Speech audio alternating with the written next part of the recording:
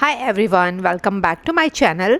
और आज की स्टोरी है मेरी एक फ्रेंड की और उसकी मम्मी की। उसकी मम्मी ने उसके ट्विंस ब्रदर होने के बाद भी उसका एक भाई पैदा हुआ था जिसको उसकी मम्मी ने सेल कर दिया था। लिटरली उसको सेल कर दिया था।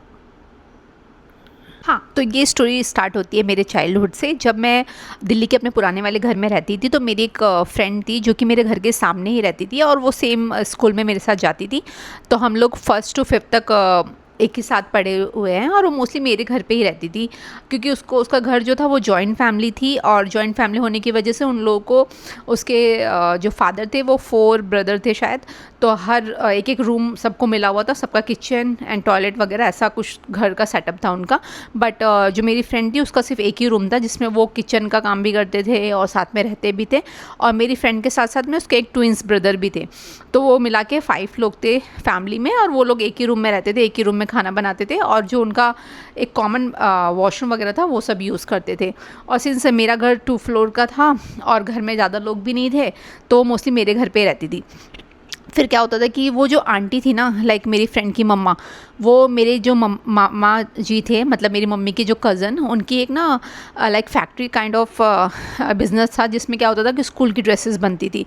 तो वो जो भी लोग हैं मतलब जो पैंट्स वगैरह उसकी तुरपाई के लिए या प्रेस के लिए ऐसे बहुत सारे लोग लेके जाते थे और पर पैंट्स और इनके हिसाब से लोगों को पे किया जाता था।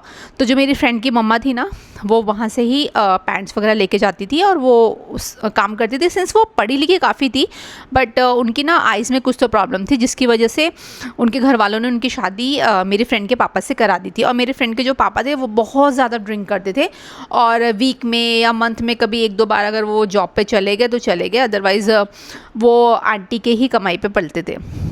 तो उनके घर में काफ़ी फाइनेंशियल प्रॉब्लम होती थी। बट सिंस आंटी काफ़ी एजुकेटेड थी और मुझे नहीं पता कि वो क्यों जॉब नहीं करती थी, वो अंकल से डरती थी या क्या था उनका जो भी इक्वेशन था, बट वो अपने बच्चों को अच्छे स्कूल्स में पढ़ाना चाहती थी।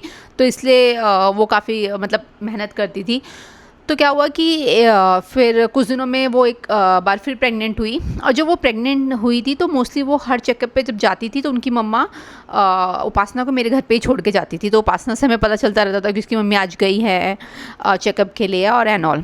फिर क्या हुआ कि जब भी वो जाती थी उसके जब उनका 9 मंथ चल रहा था तो उनके घर पे ना सडनली बहुत सारी चीज़ें आने लग गई, जैसे लाइक बेड आने लग गया, सोफ़ा आने लग गया और अलमीरा। और सडनली ना उपासना बहुत अच्छे अच्छे क्लोथ्स पहनने लग गई थी। तो सबको डाउट होने लग गया कि क्या हो गया भाई, तुम्हारे लॉटरी लग गई है क्या, तुम लोग इतने अच्छे मतलब कंडीशन में कैसे आ रखे हो। और उनके रूम के सामने ही ना उनका थोड़ा सा स्पेस है जहाँ पे उन्होंने अपना किचन भी बनवा दिया था और उन्होंने सेपरेट वॉशरूम भी बनवाया और ये सब हुआ। तो सब बहुत मतलब सरप्राइज़ थे क्योंकि उनकी फाइनेंशियल कंडीशन सबको पता थी और मोस्टली उनके घर में लड़ाई झगड़ा ये सब बहुत कॉमन था। और मेरे जो आस पड़ोस के लोग थे, इवन जो मेरे मामा जी थे, वो भी मेरी मम्मी को मोस्टली बोलते थे कि मतलब श्वेता को ना उनके घर पे ज़्यादा जाने मत दिया कर क्योंकि उनके घर का एनवायरनमेंट थोड़ा अच्छा नहीं है। बट फिर भी वो मेरी बेस्ट फ्रेंड थी तो मोस्टली मैं उसके घर पे चली जाया करती थी। फिर क्या हुआ, जब उसकी मम्मी की डिलीवरी हुई तो वो मेरी फ्रेंड का भाई बॉर्न हुआ अगेन। फिर जब वो आए तो उसके 3-4 दिन बाद उनके घर पे एक कार आई और कार में कोई तो कपल थे, 2-3 लोग और थे, वो लोग उस बच्चे को लेके चले गए। तो पूरी गली में पता चला कि उन्होंने अपने बच्चे को सेल कर दिया। तो सभी शॉक थे कि 3-4 दिन के बच्चे को कोई कैसे मतलब सेल कर सकता है। तो फिर उसके बाद वो लोग उस बच्चे को लेके चले गए और बाद में पता चला कि आंटी जो थी जब से वो प्रेग्नेंट हुई थी, मुझे नहीं पता कि वो हॉस्पिटल वालों का सेटअप था या क्या था, वो कपल ना उनको तब से ही चेस कर रहा था क्योंकि उन कपल का कोई भी बेबी नहीं था। और उन लोगों ने उनसे बोला कि अगर आप अपना बेबी हमें दे दोगे तो हम लोग ना आपको सब कुछ देने वाले हैं, लाइक जो भी आपको चाहिए फाइनेंशियली, जो भी आपको प्रॉब्लम है हम लोग उसको सॉल्व कर देंगे, बट ये बच्चा ना हमें दे दो। तो फिर आंटी ने ना उनसे डिमांड रख ली कि हमें ये चाहिए और उन्होंने उनसे 2 लाख रुपए भी लिए जो कि उन्होंने क्या किया था, अपने बच्चों के नाम पे करवा दिया था सो दैट कि फ्यूचर में अगर उनको कोई प्रॉब्लम हो फाइनेंशियल तो वो मतलब उन पैसों को यूज़ कर सके। तो लिटरली उन्होंने लाइक सेल आउट कर दिया था। उसके बाद कुछ दिनों बाद मेरी मम्मी ने उनसे बात करी और पूछा कि लाइक जैसे भी चल रहा था तुम्हें खुद प्लान करना चाहिए बेबी, एक तो तुमने बेबी प्लान कर लिया उसके बाद उसको सेल आउट कर दिया।